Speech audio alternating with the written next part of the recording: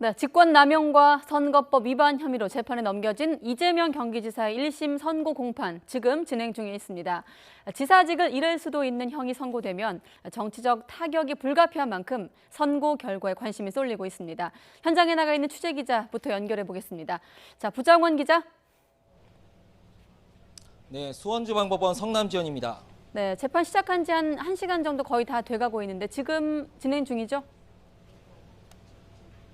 네, 그렇습니다. 수원지방법원 성남지원은 오후 3시부터 이재명 지사에 대한 1심 선고 공판을 진행하고 있습니다. 재판 시작 5분 전쯤 법원에 도착한 이 지사는 겸허하게 재판에 임하겠다는 한마디를 남긴 채 법정으로 향했습니다. 오후 3시 5분쯤부터 재판이 시작됐는데요. 최종 선고 결과를 밝히기 전에 이 지사가 받는 혐의와 그에 대한 유무죄 판단이 진행되고 있습니다. 먼저 이 지사가 받는 혐의는 공직선거법 위반입니다.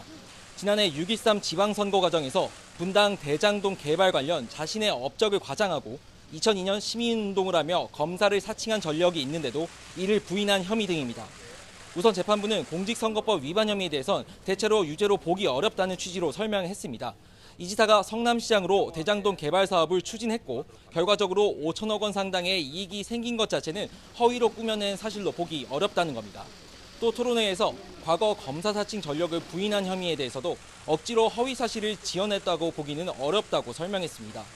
이 지사가 맡는 또 다른 핵심 혐의는 지난 2012년 자신의 친형을 정신병원에 강제 입원시키기 위해 보건소장 등에게 외압을 행사한 직권남용 혐의입니다. 현재 재판부가 혐의 사실에 대해 설명하고 있는데 자세한 내용은 소식이 들어오는 대로 전해드리겠습니다. 유무죄 판단을 마친 뒤에는 재판부가 형량을 정한 이유와 선고 결과인 주문을 읽게 되는데요. 지사직 상실형이 나올 수 있는 만큼 유무죄뿐만 아니라 벌금 액수 등도 중요한 상황입니다. 일단 직권남용 혐의의 경우에는 금고 이상의 형이 확정되는 경우, 그리고 공직선거법 위반의 경우에는 100만 원 이상의 벌금형이 확정될 때 지사직을 상실하게 되는데요. 앞서 검찰은 직권남용 혐의에는 징역 1년 6개월을, 선거법 위반 혐의에는 벌금 600만 원을 구형했습니다. 모두 지사직을 잃을 수 있는 중형입니다. 1심에서 당선 무효형이 나오더라도 2심을 거쳐 대법원의 최종 판단이 나올 때까지 직위를 잃지는 않습니다. 하지만 이 지사에 대한 정치적 타격은 불가피할 것으로 보입니다. 또 공직선거법상 선거 사건은 재판에 넘겨진 뒤 1년 만에 최종 판결이 나와야 하는데요. 지난해 12월 기소됐기 때문에 설령 대법원까지 가더라도 이 지사의 운명은 올해 안에 결정될 것으로 보입니다. 지금까지 수원지방법원 성남지원에서 YTN 부장원입니다.